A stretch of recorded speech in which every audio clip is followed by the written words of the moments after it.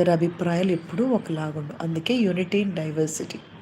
నాకు తెలిసింది ఒకటే, ఎవరైనా మనల్ని ఇబ్బంది పెడుతున్నారా, కమాన్, మన్మధుడు సినిమాలో బ్రహ్మానందం గారిని చూసారా, షూస్ వేసుకొని పారిపోవటమే, దొరకద్దు.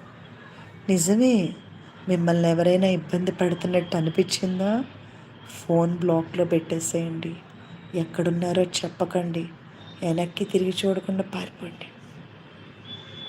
సీక్రెట్, ఎవరికి చెప్పద్దు, ఎవరికి చెప్పద్దు. అది నేను మా వారి దగ్గర నేర్చుకున్నా, రవి గారి దగ్గర. రవి గారు పెద్దగా ఆర్గ్యుమెంట్లు డిబేట్లు ఉండవు, వెళ్ళిపోతాడు అంతే. అక్కడ ఉండడు మా ఆయన. ఎక్కడున్నామని చూస్తే కార్లో పడుకుంటాడు. బిగినింగ్లో ట్విస్ట్లు అట్లాగే ఇచ్చాడు, సైలెంట్ అయిపోయాక నేను.